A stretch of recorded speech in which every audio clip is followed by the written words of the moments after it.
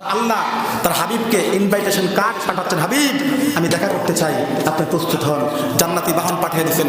বোরাক চলে আসছে জিবরাইল যখন আসছে দরজা দিয়ে আসে নাই। ইমাম কাস্তালানী রহমতুল্লাহ আলাইহি মাওয়াহিবুল লাদুনিয়ার মধ্যে উল্লেখ করেছেন, জিবরাইল যখন ঘরের মধ্যে আসছে দরজা দিয়ে আসে নাই, আগে ঘরের ছাদটা ফাটাইছে, ওই ফাটায়া তারপরে সরাসরি আল্লাহর হাবিবের ঘরের মধ্যে তাশরীফ আনছে।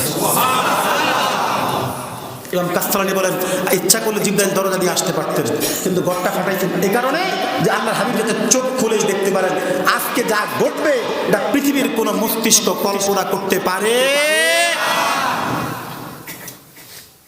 আল্লাহর হাবিব সাল্লাল্লাহু আলাইহি ওয়াসাল্লাম বলেন, জিবরাইল আমার কাছে বাহন নিয়ে আসছে, ফাস্তাখরাজা কলবি, অতঃপর আমার সিনা ফাঁক হলো, শক্ত সদর বক্ষ বিদীর্ণ করা হলো, বুক থেকে নাভি পর্যন্ত বক্ষ বিদীর্ণ করা হলো। সুম্মা জাআ বিতাসতিম মিন জাহাবিন, অতঃপর স্বর্ণের একটা পাত্র আনা হলো, মামলুয়াতুন ঈমানান, যার মধ্যে ঈমান আর হিকমতে পরিপূর্ণ। ঈমান আর হিকমতে কি পরিপূর্ণ। ফাকুসিলা কলবি, অতঃপর আমার কলবটাকে জমজমের পানি দিয়ে ভালোভাবে দৌত করলেন। দৌত করার পরে যথাস্থানে লাগায় আবার আটকে দিলেন, আবার কি আটকে দিলেন। অর্থাৎ মেডিকেল টেস্ট হলো, মেডিকেল টেস্ট। আমাদের দেশে যখন কেউ প্রবাসে যায়, বিদেশে যাইতে চায়, তখন তার মেডিকেল টেস্ট হয় কি হয় না? জোরে বলেন, হয় কি হয় না? ফিট হইলে যাইতে পারবা, আনফিট হইলে বাংলাদেশেই থাকবে। কথা ঠিক না? অনেক সময় হাজিদের মেডিকেল টেস্ট হয়, কারণ তার হার্ট যদি দুর্বল হয়, তার হার্ট যদি ভালো না হয়, তাহলে ফ্লেম প্রথম স্টার্টিং এর লগে ওর যে আওয়াজটা হয়, অনেক মানুষ ওই আওয়াজের সাথে সাথে বিমানে স্ট্রোক করে। কথা বলেন নেই? বর্তমান সময় যে আমি যা দেখছি যে আমাদের এলাকায় এরকম কয়েকটা ঘটনা ঘটছে, ওমরা করতে গিয়া আর জীবিত ফিরে আসতে পারে না।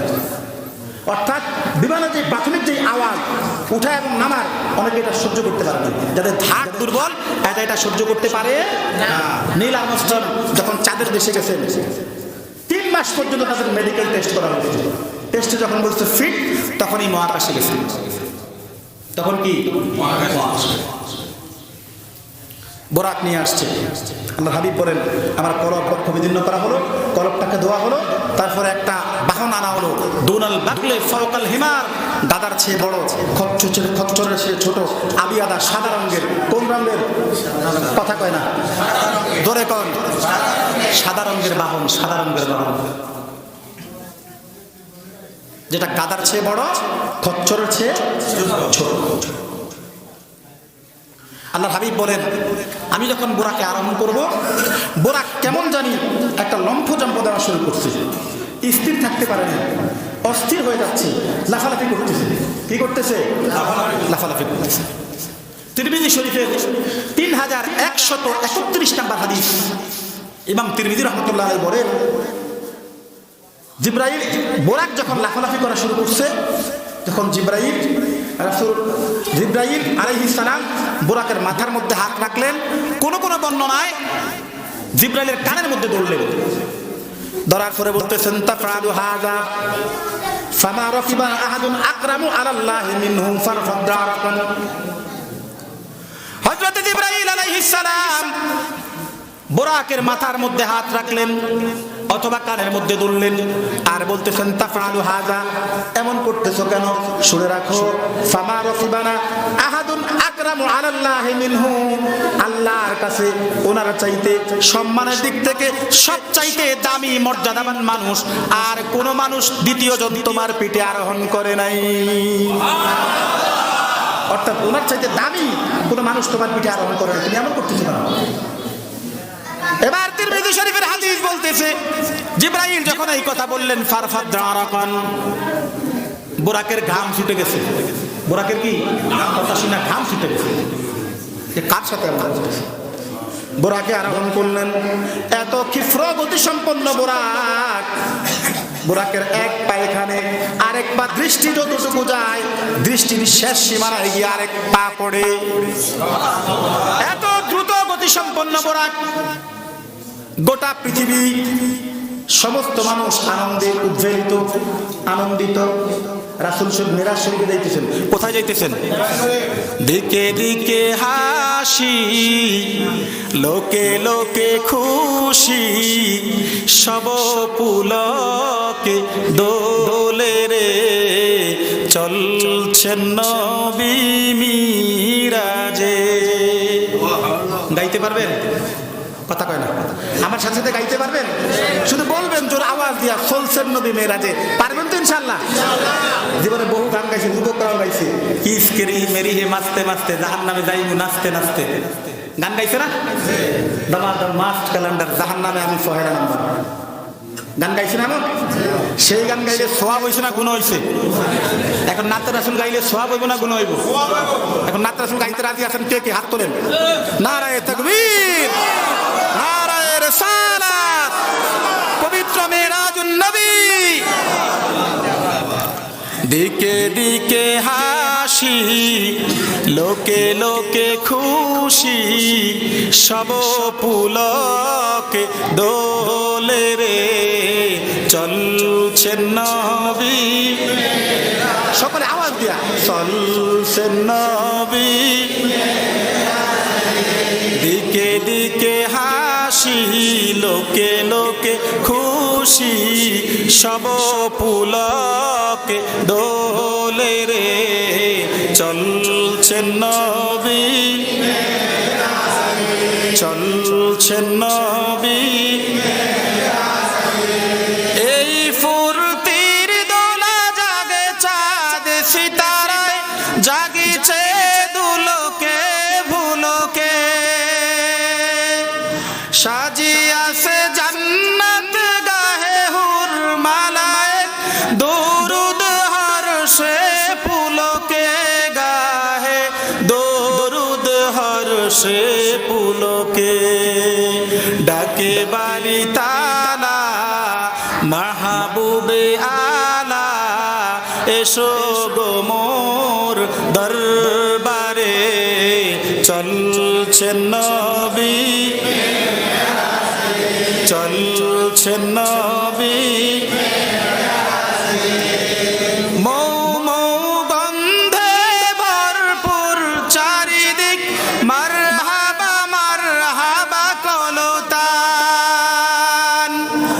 উছিলিত কাউসার জান্নাত দ্বার সব খুলিয়া দিয়াছে রে দোয়ানদার, সব খুলিয়া দিয়াছে রে দোয়ান। জান্নাতি ফেরেশতাদের দল নিয়ে যাও, ইস্তিকবাল জানাও, বোরাক নিয়ে যাও, আমার হাবিবকে বলো আমি আল্লাহ আমার হাবিবের সাথে সাক্ষাৎ করার জন্য অপেক্ষা করে আছি। কেমন নবী পাইলেন? এই কথাটা যদি একটু বলি তাহলে ভালোভাবে বুঝবেন। আমরা সকলেই জানি হযরত নবী মূসা আলাইহিস সালাম আল্লাহর সাথে তুর পাহাড়ে কথা বলেছেন, জানি কিনা? মূসাকে বলা হয় কালিমুল্লাহ। কি বলা হয়? কালিমুল্লাহ। মূসা আল্লাহর সাথে কথা বলেছেন কেমনে? সরাসরি না, ওই তুর পাহাড়ে একটা মরা খেজুর গাছ ছিল। কি ছিল? মরা খেজুর গাছ। ওই মরা খেজুর গাছের মাথা দিয়া আল্লাহর কথা বের হইতো, মূসা কথা বলতেন। এই কথা বলতে বলতে বলতে বলতে একদিন মূসা কয়, আল্লাহ আর অডিও কলে কথা বলতে ভালো লাগে না। এই যে আমাদের হাতে অ্যান্ড্রয়েড মোবাইল, এক সময় আমাদের সমাজে ছিল বিদেশি ছেলেদের সাথে বা প্রবাসীদের সাথে যোগাযোগের মাধ্যম ছিল চিঠি। কথা বলেন না? তারপরে আসলো টেলিফোন, আসলো না? দোকান থাকতো, খবর দিত, আসতো, কথা বলতো। তারপরে আসছে মোবাইল, কল দিলে অডিও কলে কথা বলতে পারতো। কথা বলেন নাই? যখন অ্যান্ড্রয়েডের আবিষ্কার হলো তখন ইমো, মেসেঞ্জার, হোয়াটসঅ্যাপ সহ বিভিন্ন রকমের অ্যাপসের মাধ্যমে ভিডিও কলে কথা বলার সুযোগ আছে না নাই? ভিডিও কল যখন চলে আসছে এখন আর অডিও কলে ভালো লাগে? কথা কয় না। স্বামী স্ত্রীর সাথে কথা বলবে, অডিওতে আর ভালো লাগে, একটু দেখে দেখে কথা বলে। সন্তান মাকে দেখবে, বাবাকে দেখবে, একটু ভিডিও কলে কল দেবে। মা বলতেছে পুত্রবধূকে একটু ছেলের সাথে কল দাও, ভিডিও করে একটু কথা বলবো, কতদিন ছেলেটাকে দেখি না। ভিডিও কলের সুযোগ যখন আসছে তখন আর অডিও কলে ভালো লাগে? কথা সত্য না মিথ্যা? বলে বলেন না, সত্য না মিথ্যা? মূসা বলতেছে আল্লাহ দেখতে চাই। মূসা কয় রব্বি আরনি দেখতে চাই। আল্লাহ কয় লান তারানি, দেখার কোনো সুযোগ নাই। জোরে কোন মুসা বলে রব্বি আরনি, প্রভু হে অডিও কলে কথা বলি এতমিনান হয় না, কলবের শান্তি হয় না, একবার একটু দেখা দেন, দেখতে চাই। আল্লাহ কয় লান তারানি, দেখার কোনো সুযোগ নাই। মুসা কয় দেখা যদি না দেন তুর পাহাড়ের সিজদায় পড়লাম, যতক্ষণ পর্যন্ত দেখা না দিবেন সিজদা থেকে মাথা তুলবো না। মুসা নবী সিজদায় পড়ে গেলেন। আল্লাহ বলেন রে মুসা, ও মুসা পাগলামি করিও না, দেখার কোনো সুযোগ নাই। মুসা কয় যতক্ষণ দেখা না দিবেন সিজদা থেকে মাথা তুলবো না। মুমিনের সিজদার দাম আছে না নাই? মুমিনের সিজদার দাম আছে না নাই? সিজদাতুন ওয়াহিদা খায়রুম মিনাদ দুনিয়া ওয়া মা ফিহা। মুমিনের একটা সিজদার দাম কত? আসমান জমিনের মধ্যবর্তী স্থানে যত সম্পদ রয়েছে ওই সম্পদগুলোর চাইতে আল্লাহ পাকের কাছে একটা সিজদার দাম বহু গুণ বেশি। কয়টা সিজদা? একটা। 5 ওয়াক্ত নামাজ আমরা কত সিজদা দিই? আল্লাহ তৌফিক দিয়েছেন, একটা সিজদার দাম দুনিয়ার সব কিছুর চাইতে বেশি। কিন্তু যুবকের শক্তি আছে, সিজদা দিতে চায় না। যুবকের শরীরে বল আছে, নামাজ পড়তে চায় না, ফজরে আসতে চায় না, এশায় আসতে চায় না। যুবক ঘুরতে পারে, খেলা দেখতে পারে, ঘন্টার পর ঘন্টা দাঁড়িয়ে দাঁড়িয়ে টেলিভিশন দেখতে পারে, কিন্তু যুবকরে নামাজে পাওয়া যায় না। কথা সত্য না মিথ্যা? শুধু কি যুবক দোষ, মুরব্বিগত দোষ আছে? কথা কম না, মুরব্বিগত দোষ নেই? টেলিভিশন দেখেন সব মুরব্বী, আমার বেদার হয় না, আমার কাছে বাস্তবতা কথা বলতে। মুরব্বীরা কিছু কিছু আছে যে নামাজ কেউ আছে জোহর আসর মাগরিব পড়ে ফজরের খবর নেই। শীতকাল আসলে পরে যদি শীতকালে মনে করেন কম্বল গায়ে দিছে, ফজরের আযানের আগ যদি থাকে কম্বল থুতনির নিচে, মুয়াজ্জিন যখন বলে আসসালাতু খায়রুম মিনান নাওম, কম্বল চলে যায় মাথার নিচে। কথা কর না, কম্বল চলে যায় মাথার নিচে, এমন ভাবে জাগ দেয় যাতে মাইকের আওয়াজ কানের মধ্যে না যায়। কথা ঠিক না? ঠান্ডার ভয়ে নামাজ পড়তে চায় না।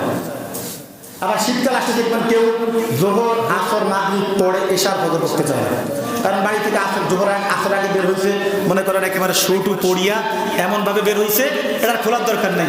আসর নামাজ পড়ছে, এই 4-5 বা মাগরিব পর্যন্ত উযু ধরে রাখছে, 4-5 বা মাগরিব পর্যন্ত কি উযু ধরে রাখছে। মাগরিবের নামাজ পড়ে উযু আর ধরতে পারে নাই, উযু ছুটতে গেছে, আর উযু করার ভয়ে এশার নামাজ পড়ে না। এমন আছে না নাই? কথা বলা আছে না নাই? আল্লাহর হাবিব বলেছেন মান সাল্লাল বারদাইন দাখালাল জান্নাহ, যে ব্যক্তি 2 ঠান্ডার নামাজ ঠিকমতো পড়বে। কয় ঠান্ডা? 2 ঠান্ডা, অর্থাৎ এশা আর ফজর যে ব্যক্তি ঠিকমতো পড়বে ওই ব্যক্তি আল্লাহ পাকের জান্নাতে চলে যাবে। কারণ যার এশা ঠিক, ফজর ঠিক, বাকি 3 ওয়াক্ত অটোমেটিক ঠিক। কথা ঠিক না? ফজরের নামাজ পড়ার পরে যখন দৌড় ওয়াক্ত হয় চিন্তা করে ফজরটা পড়ছি, দৌড়টা মারতে লাভ নেই, দৌড়টা পড়ি। এবার মসজিদে পড়ুক আর বাড়িতে পড়ুক, জোহর পড়ছে আসরটাও পড়ি, মাগরিবও পড়ি, এশার ওয়াক্ত আজকে 4 ওয়াক্ত পড়ছি, এশা নামাইতেই কেমনে, এশার ওয়াক্ত হচ্ছে। আপনারা আমার কথা বুঝতেছেন তো? বাসার কোনো গরমিল নাই তো? গরমিল আছে? কারণ বাসার মধ্যে তার এক সমস্যা। এক ছাত্র আর শিক্ষক, গ্রাম্য ছাত্র শিক্ষিত শিক্ষক একসাথে হয়েছে, সফরে বের হয়েছে। কোথায় বের হয়েছে? সফরে বের হয়েছে। সফরে বের হওয়ার পরে কিছু দূর যাওয়ার পরে দেখে একটা জটলা, অর্থাৎ অনেকগুলো মানুষ এক জায়গায় জমা হয়ে আছে। এখন ছাত্র আগে দৌড়ায় গেছে, কি দেখে?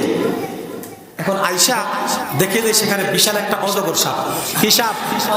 অজগর সাপ। এখন আয়সা ওস্তাদ কয়, শিক্ষকরা বলতেছে যে স্যার বিশাল বড় একটা হাঁপ। কি কয়? হাঁপ। এই অঞ্চলে এই শব্দটা বেশি ব্যবহার হয়, গ্রামে বেশি বলা, সাপে হাঁপ কয়, কয় না? কয় বিশাল এক হাঁপ। শিক্ষক বলতেছে এত পড়াশোনা করলাম, হাঁপ নামে তো কিছু দেখি না, হাঁপ নামে তো কিছু পাই না। বা শিক্ষক নিজে গেছে, যায় দেখো অজগর সাপ। সামনে এসে বলতে বেটা তুই বলো হাঁপ, এটা তো সাপ। ছাত্র কয় হাঁপ, শিক্ষক কি কয় সাপ। লাগছে 2 দিনের মধ্যে তর্ক। এখন সালিশ মানে রায় দেওয়ার জন্য গ্রামের একজনই ডাকছে, এটা হাঁপ না সাপ। এখন ওস্তাদ বলতেছে যদি এটা সাপ হয় তাহলে তোর শাস্তি কি হবে? কয় গালটা ফাইটটা দিব, যতক্ষণ ইচ্ছা থাপ্পড় মারবে, যতক্ষণ ইচ্ছা থাপ্পড় মারবে। এবার ছাত্র বলতেছে যদি এটা হাঁপ হয় তখন কি? তখন শিক্ষক বলতেছে তুই বল, গাল তো আর ফিরে দেওয়া যাইব না, কমপক্ষে 5টা। কয়টা? ডাকছে গ্রামের মানুষে। এবার বলেন তো গ্রামের মানুষ সাপ বলবে না হাফ বলবে? কি বলবে? হাফ। জিজ্ঞাসা করছে এটা কি? হাফ। ছাত্রকে ওস্তাদ রেডি হবে, রেডি হয়েছে, 5টা থাপ্পড় মারছে। মন খারাপ, সামনে আগাইতে আছে, দেখে সামনে দিয়ে একটা শালিকের দল যায়। কি যায়? শালিক। এখন শিক্ষক ছাত্ররা তো এরা কি হালিক, এটা কি হালিক। শিক্ষক কয় শালিক, ছাত্র কয় হালিক। আবার ডাকছে গ্রামের একজনকে, মোটামুটি আরো 5টা বাজেট, আর 5টা বাজেট না, শালিক আর হালিক সমাধান কইরা এবার শিক্ষক বলতেছে বাবা তোর সাথে আমার আর সফর সম্ভব না, তুই তোর পথে আমি আমার পথে। কয় না ওস্তাদ আপনি আমার আনছেন, আপনি যদি সফর বাতিল করেন আমার সফর বাতিল, আপনি এইদিকে আমি ওইদিকে। বাড়িতে আসতে মন মেজাজ খারাপ, বিবির কয় খাবার দাও তাড়াতাড়ি, তাড়াতাড়ি খাবার দিছে। এখন সামনে নুনের বাটি নেই, কি নাই? কথা কয় না, লবণের বাটি নাই, লবণের বাটি নেই। এখন স্ত্রীর জিজ্ঞায় সব কিছু দিলা, নুন কই? শিক্ষকের বউ, হেও তো শিক্ষিত, শিক্ষিত না? এখন শিক্ষকের বউ বলতেছে মাথা কি সব গেছে নাকি? এতদিন বলতেন লবণ, আজকে কোন নুন, ঘটনা কি? কয় শিক্ষিত বইয়ের বাসা কইয়া ইতিমধ্যেই 10টা খাইছি, লবণ আরেকদিন খামু, আজকে নুন দিয়ে খাইয়া উঠি। বাসা না বুঝলে যা হয় আর কি, কথা বুঝেন না? আপনাদের আমার সাথে বাসার কোনো দাবিল নেই, আছে? আপনার কথা বুঝতেছেন তো? হযরতে মুসা আলাইহিস সালাম সিজদায় পড়ে গেছে। ফাঁকি দিয়ে বলছিলাম যুবকদেরকে একটু, যে একটা সিজদা দুনিয়ার সকল সম্পদের চাইতে দামি। এজন্য শক্তি যেহেতু আছে বাবা, সিজদা যতটুকু পারেন দিয়ে দেন। যেই ব্যক্তি এখন জমিনে কপাল লাগে সিজদা দিতে পারে না, সে বুঝে একটা সিজদার কত দাম। যে ব্যক্তি চেহারা বসে নামাজ পড়ে তাকে জিজ্ঞাসা করবেন যে সিজদা কপাল জমিনে লাগিয়ে দিতে ভালো লাগে নাকি চেহারা বসে দিতে ভালো লাগে? এখন চোখের পানি ছেড়ে বলবে জীবনে বহু বল করছি সেজদা দিই নাই, এখন চেয়ারে বসে সেজদা দিই, এই সেজদায় তৃপ্তি পাই না। আসলে কি পাওয়া যায়? জমিনে কপাল থাকে আর নাক লাগা সেজদা দিয়ে যে পরিমাণ মনে পাওয়া যায়, তৃপ্তি পাওয়া যায়, এই চেয়ারে বসে ইশারায় সেজদা দিয়ে কি পরিমাণ পাওয়া যায়? এজন্য যতটুকু পারেন, এই মনে করেন কিয়ামতের মধ্যে আল্লাহ দেখবেন আল্লাহ আমি তো নামাজ পড়ছি, আমি তো নামাজ পড়ছি, আল্লাহ তখন কি করবে? আমল নামা দেখাইবে না, বলবে এখন আবার সেজদা দে। যারা সেজদা দিতে পারে নাই, দুনিয়া সেজদা দেয় নাই, এখন কোমর শক্ত হয়ে যাবে। কোমর কি হয়ে যাবে? শক্ত হয়ে যাবে। হাজার চেষ্টা করবে সেজদুকু সেজদা দিতে পারবে না। মুসা নবী সেজদায় পড়ে গেছে, আল্লাহ দেখা দেন, আল্লাহকে পাগলামি করিস না, মুসাকে যতক্ষণ দেখা না দিবেন ততক্ষণ মাথা উঠাবো না। জমিন থরথর করে কাঁপতেছে, জমিন আল্লাহ পাকের কাছে বলতেছে মালিক আপনার নবী মুসার সিজদার ওজন আর সহ্য হয় না। মুসা যে দাবি করতেছে সঙ্গে সঙ্গে দাবিটা আদায় করেন। মুসা সিজদা আপনাকে দেখতে চাইতেছে, আপনি দেখার আবদারটা পূরণ করেন। আল্লাহ কয় মুসা রেডি? রেডি। কি কয়? কথা কয় না। আল্লাহ বলেন মুসা রে রেডি হও। মুসা কয় আল্লাহ আমি রেডি। আল্লাহ কয় ঠিক আছে ছাড়লাম, ঠিক আছে। এবার 70,000 নূরের পর্দা বেদ করে যখন সামান্য নূরের ঝলক আল্লাহ ছেড়েছেন, মুসা নবী সহ্য করতে পারে নাই। মুসা গেছে কই, জুতা গেছে কই, দেখতে পাচ্ছে? এক মুহূর্তে মাটির তুল পাহাড় জ্বলে কয়লা হয়ে গেছে। মুসা আর আল্লাহকে দেখতে পারে আর দেখতে পারে। অথচ আল্লাহ তার হাবিবকে ইনভাইটেশন কার্ড পাঠাচ্ছেন, হাবিব আমি দেখা করতে চাই, আপনি প্রস্তুত হন। জান্নাতি বাহন পাঠিয়ে দিয়েছেন, বোরাক চলে আসছে। জিবরাইল যখন আসছে দরজা দিয়ে আসে নাই। ইমাম কাস্তালানী রহমতুল্লাহ আলাইহি মাওয়াহিবুল লাদুনিয়ার মধ্যে উল্লেখ করেছেন, জিবরাইল যখন ঘরের মধ্যে আসছে দরজা দিয়ে আসে নাই, আগে ঘরের ছাদটা ফাটাইছে, ওই ফাটায়া তারপরে সরাসরি আল্লাহর হাবিবের ঘরের মধ্যে তাশরীফ আনছে।